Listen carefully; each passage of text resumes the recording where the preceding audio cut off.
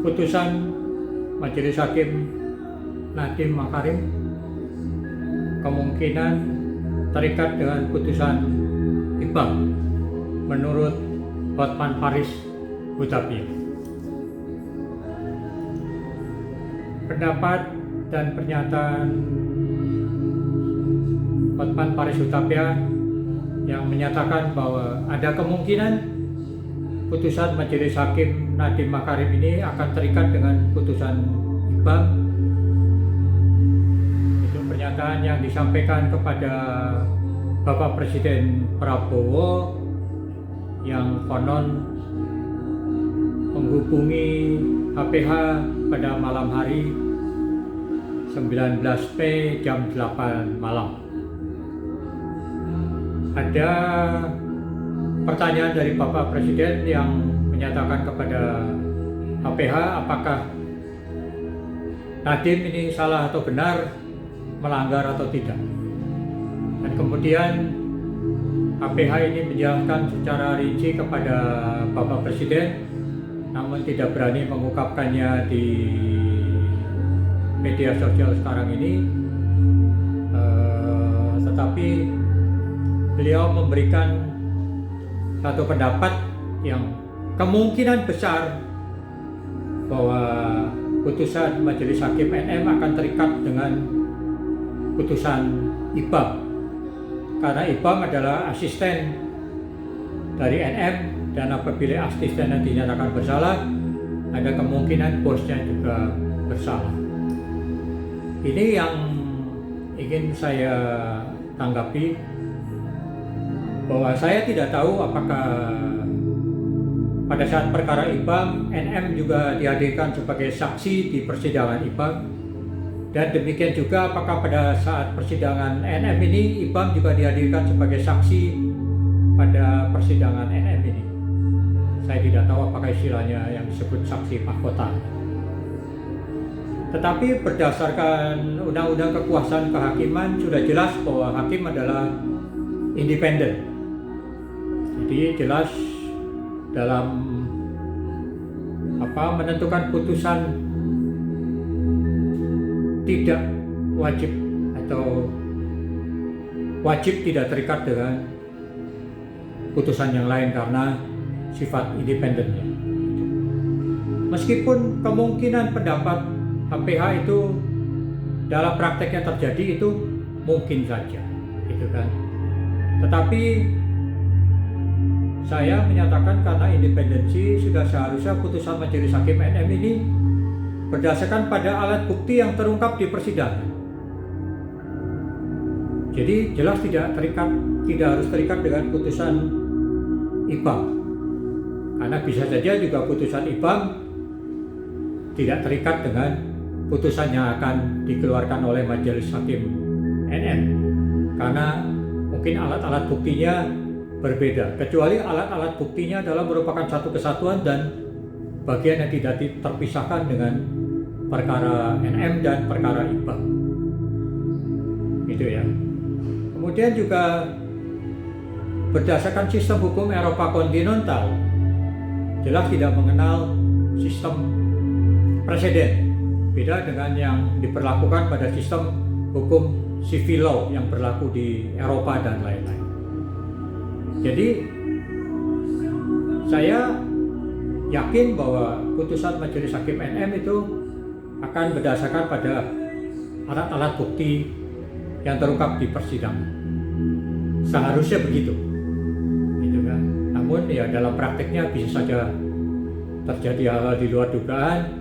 Ya, itulah otoritas atau kewenangan dari Majelis Hakim. Nah ini yang saya juga merasa agak aneh, gitu kan.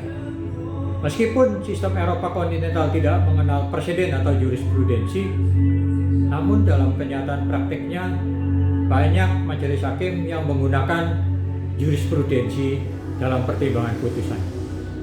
Jadi sistem hukum yang tidak mengenal preseden, tapi memperbolehkan hakim untuk menggunakan preseden. Nah ini yang menurut saya dualisme yang sudah seharusnya tidak terjadi dalam hukum, karena hukum itu kan harusnya jelas tidak mengandung kata-kata yang bersayap atau extended. Ya, jadi kemungkinan saja putusan ini terikat, tetapi menurut saya kata terikat kurang tepat ya. Berkaitan dengan putusan IBAM mungkin saja terjadi. Tetapi sesuai dengan Undang-Undang Kekuasaan tentang Independensi dan Kemandirian Hakim, jelas hakim dalam memutus persidangan bukan berdasarkan pada putusan majelis hakim lain atau presiden putusan hakim lainnya, tetapi berdasarkan pada alat bukti yang terungkap di persidangan. Jadi kalau berdasarkan pada pendapat HPH juga yang menyatakan bahwa proses pengadaan kerompok ini sudah diaudit oleh BPKP sebanyak 2 kali, kan? Ya sudah seharusnya ya, hasil audit ini yang menyatakan tidak terdapat markup, dugaan markup atau penyalahgunaan wewenang dalam proses ini untuk menaikkan harga, artinya bersih. Ya, demikian juga adanya pendampingan dari tim hukum kejaksaan. Ya, meskipun pendampingan itu kemudian konon katanya menyarankan penggunaan window, ya, yang menurut saya juga bukan kapasitas dan kompetensinya, karena pendampingan itu harus melingkupi permasalahan hukumnya dalam proses pengadaan. Apakah sudah sesuai dengan peraturan hukum yang berlaku atau tidak?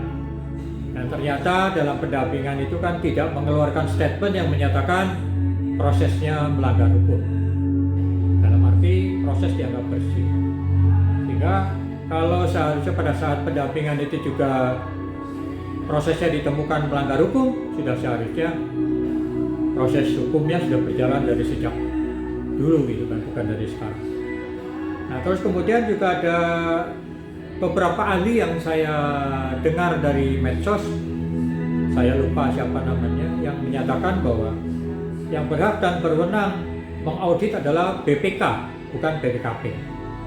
Nah, saya sendiri karena bukan ahlinya, jadi ya tidak membaca secara tegas tentang tupoksi dari BPKP dan BPK. Namun konon BPKP tupoksinya adalah sebagai audit pemerintah. Nah, kalau audit pemerintah,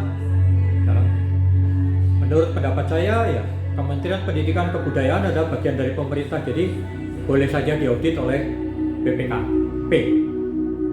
Tapi kalau memang BPKP dinyatakan tidak berwenang dan yang berwenang adalah BPK, ya mengapa BPKP juga mau mengaudit bahkan sampai 2 kali? Ini juga menjadi pertanyaan bagi saya. Dan kalau BPK yang berhak mengaudit, kenapa BPK tidak diminta untuk mengaudit? Ya, jadi ini juga beberapa hal yang menjadikan pertanyaan bagi saya. Demikian juga menurut pendapat saya berdasarkan Undang-Undang Tipikor, gitu kan, kalau tidak salah, ya unsur utama dari Tipikor adalah satu penyelenggara yang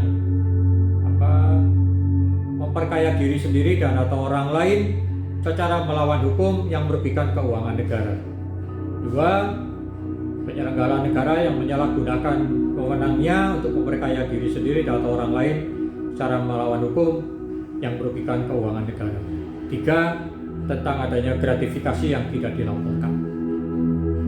Dan dalam persidangan yang saya dengar dari beberapa medsos, karena saya tidak mengikuti persidangan secara langsung baik persidangan IMBA maupun NM, rasanya saya tidak mendengar atau melihat tentang adanya ketiga bukti dari unsur utama Tipikor itu. Namun ya saya juga menghormati dan menghargai JPU yang tetap menuntut NM berdasarkan dakwaannya dan alat-alat bukti yang disampaikan JPU. Ya, berharap pendapat HPH yang tentang bahwa putusan akan terikat, putusan bakal terikat dengan putusan IBAM, saya harap itu tidak terjadi. Ya, karena yaitu patokannya Undang-Undang Kekuasaan Kehakiman tentang independensi hakim, dan tentang sistem hukum Eropa kontinental yang tidak mengenal preseden. Jadi seharusnya putusan Majelis Hakim NM memang benar-benar dibuat sesuai dengan tujuan hukum sebenarnya, yaitu keadilan. Tujuan hukum sebenarnya secara kumulatif yaitu keadilan dan kepastian hukum dan manfaat, dalam arti berdasarkan hukum, CQ, alat-alat bukti dan barang bukti yang disesuaikan dengan locus delicti, tempus delicti dan lain-lain yang terungkap di persidangan, sehingga majelis hakim dapat memutus dengan benar dan adil sesuai tujuan hukum sebenarnya secara kumulatif. Demikian, semoga pernyataan ini dapat bermanfaat. Salam sehat dan sukses selalu. Yes.